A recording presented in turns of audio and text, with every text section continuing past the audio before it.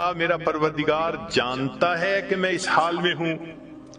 انہوں نے کہا ہاں اللہ تعالیٰ جانتے ہیں۔ فرمانے لگے حسبی سؤالی علمہ بحالی، کہ اللہ رب العزت جانتے ہیں میں کس حال میں ہوں، اس بات نے مجھے تجھ سے مدد مانگنے سے منع کر دیا۔ میرا رب جو جانتا ہے، میں کسی کی مدد نہیں چاہتا۔ جب اللہ نے انتہا دیکھی نا ابراہیم علیہ السلام کی نفی کی، فرمایا وَإِبْرَاهِيمَ الَّذِي وَفَّى، ابراہیم تو بڑا وفادار نکلا، تو نے وفا دکھا دی کہ واقعی بندے کو ایسا ہونا چاہیے اپنے مالک کے ساتھ۔ تو ابراہیم علیہ السلام کو مقام نفی میں کمال، اور یہ بات ایسے نہیں کہ زبانی کہی جا رہی ہے، اس کی تصدیق اس پروردگار نے کی جو سینوں کے بھید جانتا ہے۔ چنانچہ ابراہیم علیہ السلام کے بارے میں اللہ فرماتے ہیں ان ابراہیم کان امہ قانتا للہ حنیفا ولم یک من المشرکین، اور وہ مشرکین میں سے نہیں تھے۔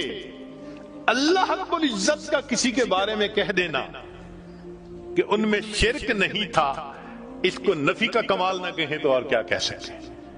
اس لیے فرمایا میرے محبوب وما کان من المشرکین، ابراہیم علیہ السلام مشرکوں میں سے نہیں تھے، آپ ان کی ملت کی پیروی کیجئے۔ ثم اوحینا الیک ان اتبع ملت ابراہیم حنیفا وما کان من المشرکین۔ تو ابراہیم علیہ السلام وہ شخصیت ہیں کہ جن کو بائی نیم اللہ نے کہا کہ وہ مشرک نہیں تھے۔ یہ مقام نفی میں کمال ہے، اور یہ صرف ابراہیم علیہ السلام کا تذکرہ ہے قرآن پاک میں۔ ابراہیم علیہ السلام جو خلیل تھے ان کو کس میں کمال حاصل ہوا؟ مقام نفی میں، یعنی ما سوا جو باطل معبود ہیں ان کی انہوں نے کامل نفی کر کے دکھا دی۔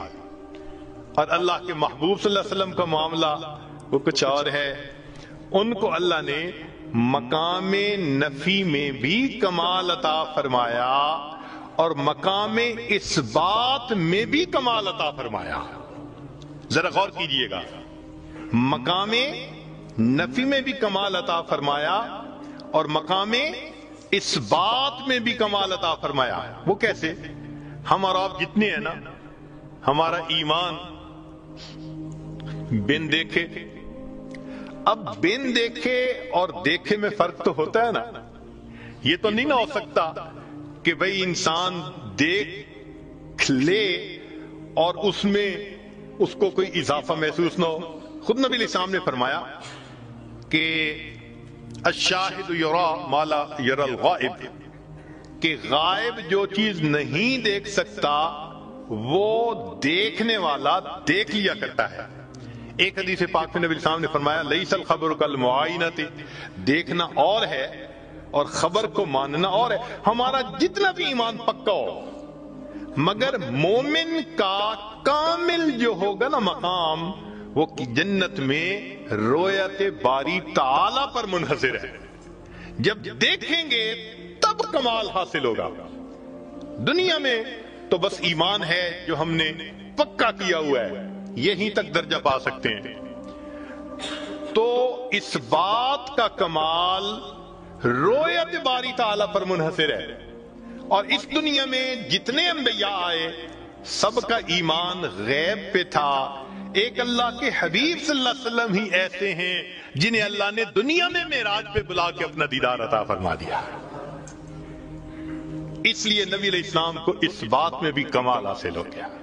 تو خلیل کو مقام نفی میں کمال حاصل ہوا، اور محبوب صلی اللہ علیہ وسلم کو نفی میں بھی اور اس بات میں بھی کمال حاصل ہوا۔ یہ اللہ رب العزت نے اپنے محبوب صلی اللہ علیہ وسلم پر نعمت عطا فرما دی۔ یہاں تک بھی بات سمجھ میں آتی ہے۔ ایک نقطہ اور کہ ابراہیم علیہ السلام کے بارے میں ایک درود شریف ہے جو ہم نماز میں پڑھتے ہیں، اللہم صلی علی محمد وعلی آل محمد کما صلیت علی ابراہیم وعلی آل ابراہیم انک حمید مجید۔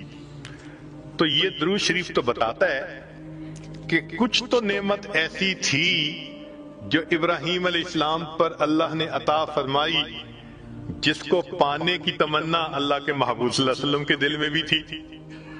بھائی درود شریف بتا رہے ہیں نا کہ اللہ جیسے ان پر، ان کے آل پر رحمت نازل فرمائی، محمد صلی اللہ علیہ وسلم ان کی آل پر بھی نازل فرما دیجئے۔ تو کچھ تو ہے نا اندر کہ جس کو طلب ہے دل میں، تمنا ہے دل میں، تو بھئی کیا تھا؟ یہ نقطہ جلدی سمجھ میں نہیں آتا۔ چلیں کچھ سادے لفظوں میں کھولنے کی کوشش کرتے ہیں اس کو۔ حقیقی طور پہ تو امام ربانی حضرت مجدد الثانی رحمت اللہ علیہ نے اپنے مکتوبات میں کھولا ہے، دل خوش ہوتا ہے اس کی تفصیلات کو پڑھ کر۔ تاہم قصہ مختصر یہ ہے کہ محبت دو طرح سے ہوتی ہے، ذرا غور فرمائیے گا۔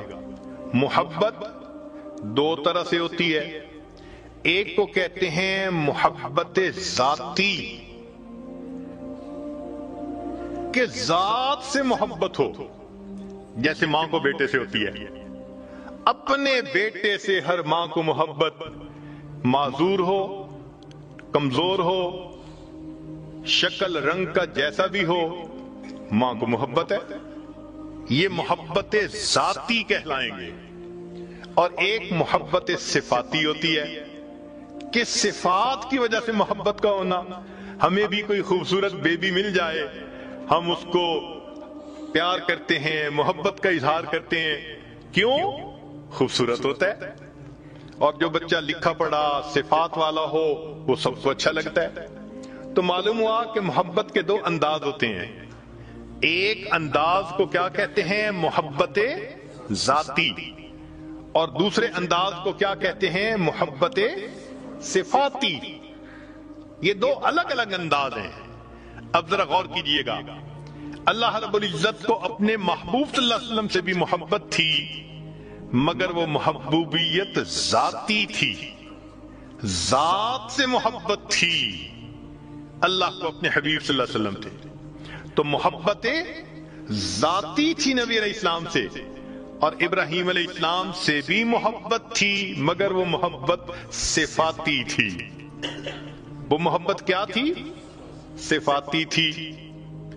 یہاں تک بات سمجھ میں آ گئی کہ نبی علیہ السلام سے بھی محبت تھی، مگر یہ محبت کیا تھی؟ محبوب آپ کو پیدا نہ کرنا ہوتا تو میں کائنات کو بھی پیدا نہ فرماتا۔ یہ محبت ذاتی تھی۔ اور ابراہیم علیہ السلام سے بھی محبت تھی، اور وہ محبت تو جو محبت ذاتی تھی اس کو محبوبیت کہا، اور جو محبت صفاتی تھی اس کو خلت کہہ دیا۔ اب سنیے،